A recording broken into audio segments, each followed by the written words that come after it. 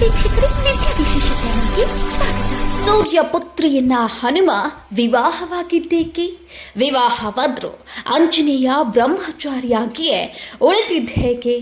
ಇಂದಿಗೂ ಆಂಜನೇಯ ಹಾಗೂ ಸುವರ್ಚಲಾ ದೇವಿಗೆ ಕಲ್ಯಾಣೋತ್ಸವ ನಡೆಯುವ ಆ ದಿವ್ಯ ಸನ್ನಿಧಿ ಯಾವುದು ಅನ್ನುವುದರ ಕಂಪ್ಲೀಟ್ ವಿವರವನ್ನ ಈ ಒಂದು ವಿಡಿಯೋದಲ್ಲಿ ತೋರಿಸ್ತೀವಿ. ವಿಡಿಯೋವನ್ನ ಕೊನೆವರೆಗೂ ನೋಡಿ. ಹೌದು, ವಾಯುಪುತ್ರ ಆಂಜನೇಯ ವಿವಾಹವಾಗುವುದಕ್ಕೂ ಕೂಡ ಒಂದು ಬಲವಾದ ಕಾರಣವಿದೆ. ಆದರೆ ಆಂಜನೇಯ ಸುವರ್ಚಲಾ ದೇವಿಯೊಟ್ಟಿಗೆ ಗೃಹಸ್ಥರಾಗಿ ಜೀವನ ನಡೆಸಿದ್ರ? ಹನುಮಂತನ ವಿವಾಹವಾಗಿದ್ದರ ಹಿಂದಿದ್ದ ಮಹಾ ಉದ್ದೇಶವೇನು? ಇಂದಿಗೂ ಸುವರ್ಚಲಾ ದೇವಿ ಸಮೇತ ಆಂಜನೇಯನ ಕಲ್ಯಾಣೋತ್ಸವ ನಡೆಯುತ್ತಿರೋದು ಯಾವ ಕಾರಣಕ್ಕೆ?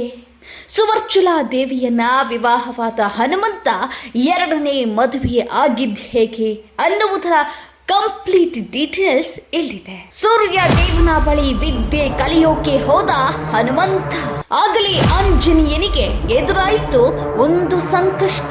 ಹೌದು ವೀಕ್ಷಕರೇ, ಆಂಜನೇಯ ಸಕಲ ವಿದ್ಯೆ ಪಾರಂಗತ. ಆತನಿಗೆ ತಿಳಿಯದ ವಿದ್ಯೆಗಳೇ ಇಲ್ಲ. ಆದರೆ ಅಂತಹ ವಿದ್ಯೆಗಳಲ್ಲಿ ಕೆಲವೊಂದನ್ನ ಕಲಿಯೋಕೆ ಆಂಜನೇಯ ಸೂರ್ಯ ದೇವನ ಬಳಿ ಹೋದ.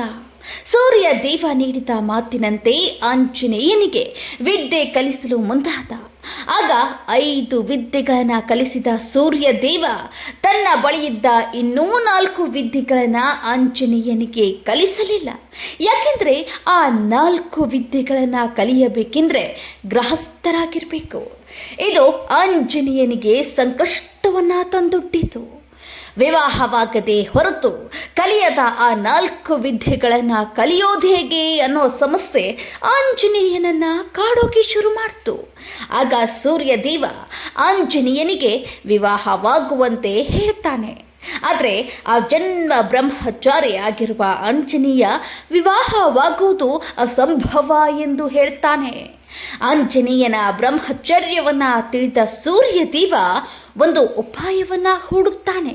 ಅದುವೇ ತನ್ನ ತೇಜಸ್ಸಿನ ಶಕ್ತಿಯಿಂದ ಜನಿಸಿದ ತನ್ನ ಪುತ್ರಿಯಾದ ಸುವರ್ಚಲಾ ದೇವಿಯೊಂದಿಗೆ ಹನುಮ ವಿವಾಹ ಮಾಡುವುದು. ಇನ್ನು ಸೂರ್ಯ ದೇವನ ಪುತ್ರಿಯನ್ನ ವಿವಾಹವಾಗೋಕೆ ಆಂಜನೇಯ ಕೂಡ ಸಮ್ಮತಿ ನೀಡ್ತಾನೆ. ಹೀಗೆ ಆಂಜನೇಯ ಸಮ್ಮತಿ ನೀಡೋಕ್ಕೂ ಒಂದು ಬಲವಾದ ಕಾರಣವಿರುತ್ತೆ. ಸುವರ್ಚಲಾ ದೇವಿ ವಿವಾಹಕ್ಕೆ ಆಂಜನೇಯ ಒಪ್ಪಿದ್ದೇಕೆ? ವಿವಾಹದ ನಂತರ ಸುವರ್ಚಲಾ ದೇವಿ ಹನುಮನೊಟ್ಟಿಗೆ ಇದ್ಲ. ಇದು ನಿಜಕ್ಕೂ ಅಚ್ಚರಿ ಹುಟ್ಟಿಸೋ ಸಂಗತಿ. ಯಾಕೆಂದ್ರೆ ಆ ಜನ್ಮ ಬ್ರಹ್ಮಚಾರಿಯಾದ ಆಂಜನೇಯ ವಿವಾಹವಾಗೋಕೆ ಒಪ್ಪೋದು ಅಂದ್ರೆ ಅದು ಸಹಜ ಸಂಗತಿ ಅಲ್ಲವೇ ಅಲ್ಲ. ಆದ್ರೂ ಸೂರ್ಯ ದೇವನ ಮಾತಿಗೆ ಒಪ್ಪಿ ಹನುಮ ವಿವಾಹವಾಗಿದ್ದಾದ್ರೂ ಏಕೆ ಗೊತ್ತಾ? ಸುವರ್ಚಲಾ ದೇವಿ ಸೂರ್ಯ ಪುತ್ರಿಯಾದರೂ ಆಕೆ ಮಹಾನ್ ತಪಸ್ವಿನಿ. ಆಕೆಯನ್ನ ವಿವಾಹವಾದರೆ ಹನುಮ ಗೃಹಸ್ಥನಾಗ್ತಾನೆ. ಆದರೆ ಸುವರ್ಚಲಾ ದೇವಿ ಮಾತ್ರ ಶಾಶ್ವತವಾಗಿ ತಪೋಭೂಮಿಯಲ್ಲಿ ನೆಲೆಸಿ ಬಿಡ್ತಾಳೆ. ಆಕೆಯೊಟ್ಟಿಗೆ ಸಂಸಾರ ಮಾಡೋ ಅಗತ್ಯ ಹನುಮಂತನಿಗೆ ಇರೋದಿಲ್ಲ. ಅಷ್ಟೇ ಅಲ್ಲ, ಗೃಹಸ್ಥರಿಗೆ ಕಲಿಸಬೇಕಾದ 4 ವಿದ್ಯೆಗಳನ್ನು ಕೂಡ ಸೂರ್ಯ ದೇವ ಯಾವುದೇ ಆತಂಕವಿಲ್ಲದೆ ಹನುಮನಿಗೆ ಕಲಿಸಬಹುದು.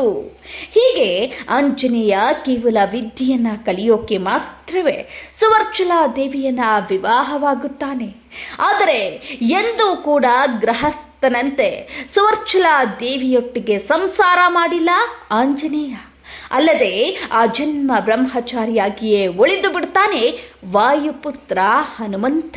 ಇನ್ನು ಆಂಜನೇಯ ಸುವರ್ಚಲಾ ದೇವಿಯನ್ನ ವಿವಾಹವಾಗಿದ್ದ ಅನ್ನೋ ಒಂದೇ ಒಂದು ಕಾರಣಕ್ಕೆ ಆಂಜನೇಯನಿಗೂ ಕೂಡ ಕಲ್ಯಾಣೋತ್ಸವವನ್ನ ಮಾಡಲಾಗುತ್ತಿದೆ.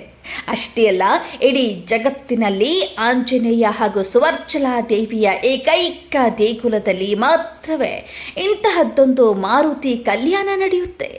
ಇಂತಹದ್ದೊಂದು ಆಂಜನೇಯನ ಅಪರೂಪದ ದೇಗುಲ ಇರೋದು ಎಲ್ಲಿ ಗೊತ್ತಾ? ಅದುವೇ ತೆಲಂಗಾಣ ರಾಜ್ಯದ ಖಮ್ಮಂ ಜಿಲ್ಲೆಯಲ್ಲಿರುವ ಯಲಂದುಗ ಗ್ರಾಮದಲ್ಲಿ. ಇಲ್ಲಿ ಆಂಜನೇಯ ಸ್ವಾಮಿಯ ಹಾಗೂ ಸುವರ್ಚಲಾ ದೇವಿಗೆ ವರ್ಷಕ್ಕೊಮ್ಮೆ ಕಲ್ಯಾಣೋತ್ಸವ ಮಾಡಲಾಗುತ್ತೆ.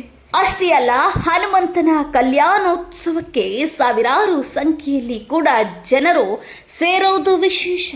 ಇದು ಹನುಮಂತನ ಮೊದಲನೇ ವಿವಾಹದ ಬಗ್ಗೆ ಪುರಾಣದಲ್ಲಿರುವ ಉಲ್ಲೇಖ.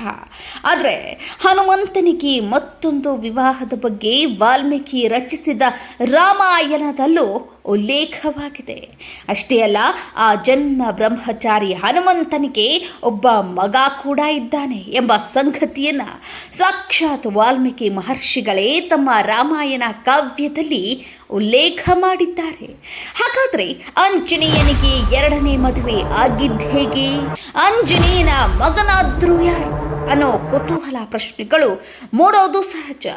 ಅಂತಹ ಕುತೂಹಲಗಳಿಗೆ ಉತ್ತರ ಕೊಡಬೇಕಾದರೆ ವಾಲ್ಮೀಕಿ ರಚಿಸಿದ ರಾಮಾಯಣದಲ್ಲಿರುವ ಆಂಜನೇಯ ಪುತ್ರನ ರಹಸ್ಯವನ್ನ ತಿಳಿಯಲೇಬೇಕು. ಆಂಜನೇಯನಿಗೆ ಆತಂಕ ಹುಟ್ಟಿಸಿದ ಮಗನೊಟ್ಟಿಗೆ ಹನುಮ ಮಾಡಿದ್ದ ಘೋರ ಯುದ್ಧ. ಹೌದು ವೀಕ್ಷಕರೇ, ನೀವು ನಂಬಿದ್ರೆ ನಂಬಿ, ಬಿಟ್ರೆ ಬಿಡಿ, ಇದು ಅಕ್ಷರಶಃ ಸತ್ಯ. ಸಾಕ್ಷಾತ್ ರಾಮಭಂಟ ಹನುಮನಿಗೆ ಒಬ್ಬ ಮಗ ಇದ್ದ. ಆ ಮಗನ ಬಗ್ಗೆ ತಿಳಿದ ಆಂಜನೇಯನಿಗೂ ಕೂಡ ಬರಸಿಡಿಲು ಪಡೆದಂತಾಗಿತ್ತು.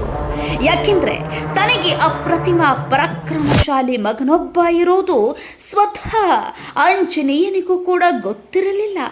ಇಷ್ಟಕ್ಕೂ ಆಂಜನೇಯನಿಗೆ ಆತಂಕ ಹುಟ್ಟಿಸಿದ ಆತನ ಪುತ್ರ ಯಾರು ಗೊತ್ತಾ? ಆತನೇ ಮಕರಧ್ವಜ. ಮಕರಧ್ವಜ ಆಂಜನೇಯನ ಪುತ್ರ ಅನ್ನೋದು ಸತ್ಯಾನ? ಇದರ ಬಗ್ಗೆ ವಾಲ್ಮೀಕಿ ರಾಮಾಯಣದಲ್ಲಿರುವ ಉಲ್ಲೇಖವೇನು? ಮಕರಧ್ವಜ ಆಂಜನೇಯನಿಗೆ ಜನಿಸಿದ್ದೇಗೆ?